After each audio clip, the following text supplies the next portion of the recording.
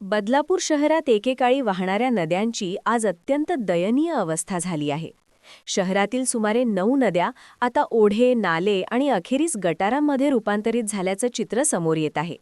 मात्र या परिस्थितीसाठी फक्त नागरिकांना जबाबदार धरून चालणार नाही, तर मोठ्या प्रमाणावर औद्योगिक आणि प्रशासकीय दुर्लक्षही तितकेच कारणीभूत असल्याचे दिसून येत आहे. शहरातील अनेक औद्योगिक कारखान्यांमधून निघणारं रासायनिक सांडपाणी थेट नद्यांमध्ये सोडले जात असल्याचे गंभीर वास्तव समोर येत आहे. हे केमिकलयुक्त पाणी नदीच्या नैसर्गिक प्रवाहाला आणि पर्यावरणाला मोठ्या प्रमाणावर हानी पोहोचवत आहे. दुसरीकडे बिल्डरांकडून नदी किनाऱ्यावर अतिक्रमण केले जात असून त्यामुळे नद्यांची मूळ रुंदी कमी होत चालली आहे आणि पाण्याचा प्रवाह अडथळ्यात येत आहे. याचबरोबर नगरपालिकेवरही गंभीर प्रश्न उपस्थित होत आहेत. सांडपाणी प्रक्रिया प्रकल्प अद्याप पूर्ण न झाल्याने असंशोधित पाणी नद्यांमध्ये मिसळत आहे. नगरपालिकेस दंडही झाल्याची माहिती समोर येत असताना तरीही प्रशासन फक्त बघायच्या भूमिकेत आहे का?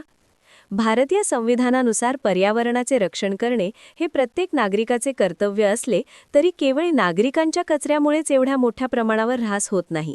यामागे औद्योगिक कारखान्याचे प्रदूषण आणि अतिक्रमण करणारे मोठे घटक अधिक जबाबदार असल्याचे स्पष्टपणे दिसून येते.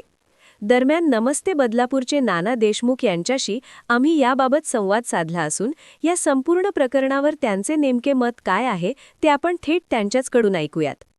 बदलापूरमध्ये नाले नव्हतेच. बदलापूरमध्ये होत्या त्या नद्या 9 मोठ्या नद्या होत्या. त्याच्यापैकी आपण ज्या ठिकाणी उभे आहोत ती नदी ती शिरगावच्या शिरगावच्या मागे जो सह्याद्री पर्वत आहे तिथून उगम पाहून कवठेवाडीमध्ये आणि कवठेवाडीतून ओढ्याचं स्वरूप धारण करून ती पनवेल रोडच्या तिथे नदीचं स्वरूप धारण करते.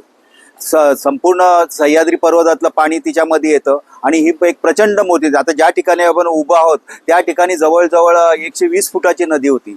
आता ती नदी आकसत आणि त्याने आकसत एकदम बारीक केलेली आहे. पूर्वी त्याचा ओढा बनवला, आता ओढ्याचा नाला बनवला आणि नाल्याचं गटार बनायचं का नाही. तुम्ही जर यामध्ये बघितलं तर संपूर्ण ती नदी कचऱ्याने भरलेली आहे. म्हणजे नदी हा प्रकारच वाटत नाही, तो नालाच वाटतोय. आणि हे ज्या नालायकांनी हे नदीचा नाला बनवला आहे त्यांच्यावर कार्यवाही होणे आवश्यक आहे. आणि ज्या ज्या एरियामध्ये हा नैसर्गिक प्रवाह वाहतात, नदी वाहते, ओढे वाहतात, त्याचे जर अतिक्रमण झालं आणि ते आकसलं गेलं तर ह्याला संपूर्णरित्या नगरसेवकच जबाबदार धरलेले आहेत. तर आपण निवडूनच त्यांच्याकरता दिलेलं असं तर त्यांनी त्याचं रक्षण करावं. जी आपल्या लोकांची म्हणजे शहराची भूमी आहे तिचं रक्षण करणं आणि नाले हे संविधानाच्या कलम 5 प्रमाणे रक्षण करणं हे प्रत्येक नागरिकाचं कर्तव्य आहे. आणि नगरसेवक आणि प्रशासक, नगराध्यक्ष यांचं ते जबाबदारी आहे. ती जबाबदारी त्यांनी पार पाडली नाही म्हणजे याच्यावर कार्यवाही आवश्यकच आहे. हा प्रचंड मोठी नदी आकसत बारीक करून इतकी छोटी बनवलेली आहे आणि आताची गटारगंगा वगैरे लाज वाटतं. शहराचं गौरवस्थान असणारं हे आंबेडकर कमानी जवळची नदी डोळ्यांनी बघताना अक्षरशः डोळ्यामध्ये अश्रू येतात. त्याचे झुळझुळ वाहणारं पाणी, प्रचंड वेगानं पाणी, तिथे कचरा दिसतो. खूप वाईट वाटतं ह्या गोष्टीची.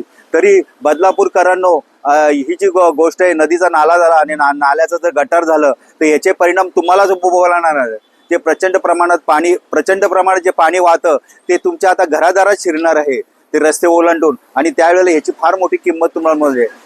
या बाबतीत कमवलेला पैसा बिल्डर, भूमाफिया आणि प्रशासक यांच्या खिशात जाईल. परंतु जे दुःख आहे, पाणी आहे ते तुमच्या घरात शिरेल, तुमच्या घरातल्या माणसांची पैशाची हानी करेल. तरी तुम्ही याबाबतीत सर्वांनी माझ्या पाठीमागे उभा. माझा नमस्ते बदलापूर ग्रुप आहे. ह्याच्यातून मी नाले बचाव आणि याच्याकरता नदी बचाव करता लढत आहे. तर तुम्ही मला साथ द्या आणि हे वाचवा. नाही तुम्ही जर माझ्या साथीने आले तरच हे माझं आपलं प्रिय बदलापूर वाचवू शकतं. अत्यंत निसर्गरम्य असलेल्या बदलापूर शहराचं वाळवंट रूपात वेळ लागणार नाही. नमस्ते बदलापूर.